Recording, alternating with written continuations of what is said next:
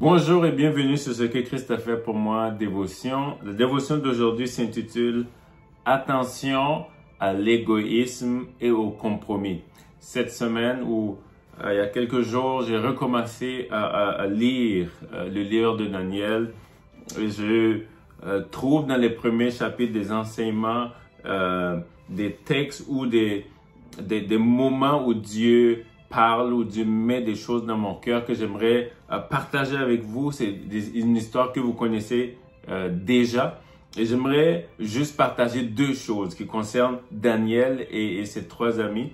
Et vous savez qu'à un moment donné, le roi Nebuchadnezzar va faire un songe par rapport à une statue. Et personne ne peut l'interpréter, personne ne peut le savoir parce qu'il demande pas seulement l'interprétation, mais il demande de savoir le rêve et aussi de l'interpréter.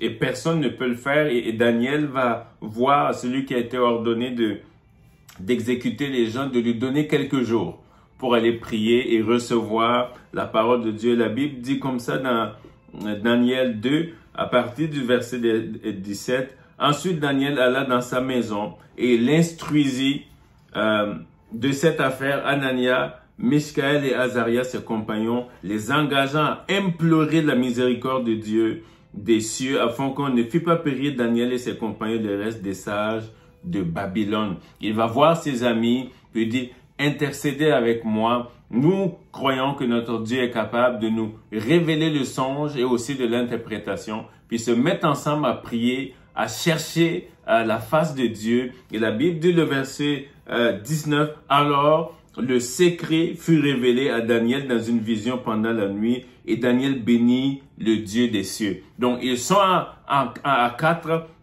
dans la prière, mais le secret fut révélé à Daniel. Et Daniel reçoit le secret, il le partage au roi, il lui donne l'explication. Et la Bible va dire comme ça, au verset 48 du chapitre 2, « Ensuite, le roi éleva Daniel et lui fit de nombreux et riches présents. Il lui donna le commandement de toute la province de Babylone et il l'établit chef suprême de tous les sages de Babylone. » Vous réalisez?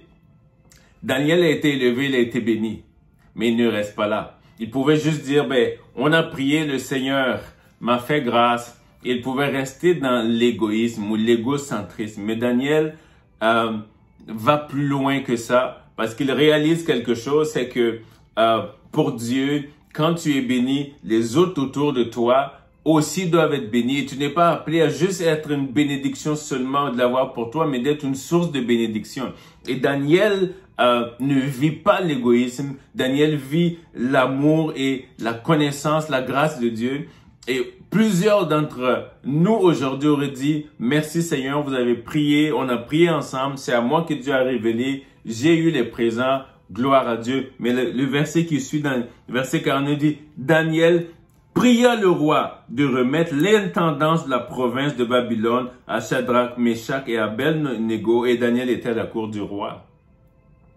Premier principe, faites attention. Quand Dieu vous élève, quand Dieu vous place, quand Dieu vous positionne, de tomber dans l'égoïsme et de penser, de réaliser que c'est juste vous et vous seul. Dieu vous bénit afin que vous soyez une source de bénédiction. Dieu vous élève afin que plusieurs puissent bénéficier de cette grâce que Dieu met pour vous.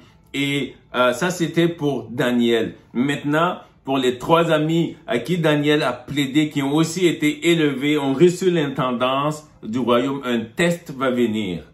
Et ce test-là, c'est le test du compromis. Toute personne à qui Dieu élève dans un certain domaine, tu vas expérimenter, tu vas vivre le test du compromis pour voir si tu passes à un autre niveau, à une autre étape. Et je vois la vie avec Dieu, la vie chrétienne, comme vous savez dans les escaliers, et on monte les escaliers puis un palier, après tu remontes et il y a des paliers. Et plusieurs, des fois malheureusement, montent le premier, les marches, arrivent au premier palier, font des compromis et n'avancent pas plus loin. Votre élévation n'est pas le niveau le plus élevé. Dieu a encore plus pour vous.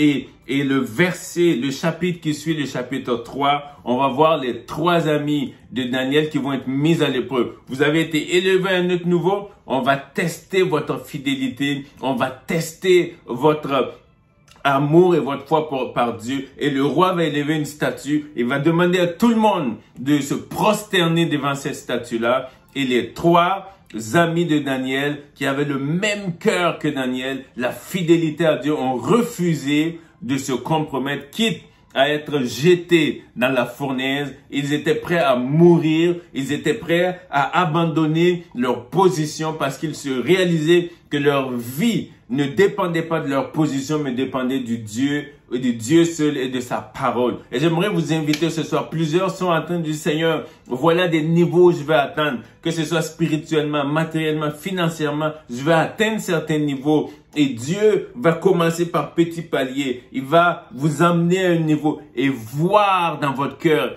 est-ce qu'il y a de l'orgueil, est-ce qu'il y a du compromis, est-ce qu'il y a de l'égoïsme. Et quand il voit ça, comme n'importe quel père, personne ne veut amener plus loin. Mais s'il discerne l'humilité, l'amour, la fidélité à la parole de Dieu, vous allez aller de gloire en gloire et de gloire en gloire. Alors je parle à 2 catégories de personnes ce soir et je prie que le Saint-Esprit puisse vous fortifier, puisse vous amener à rester ferme par rapport à ce que Dieu vous a donné et les positions que Dieu vous a données, et garde vos cœurs humbles et tournés vers les autres et surtout fidèles à la parole de Dieu. Que la grâce, que la faveur de Dieu vous accompagne et vous fasse amener là où Dieu veut, de gloire en gloire et pour la gloire de Dieu.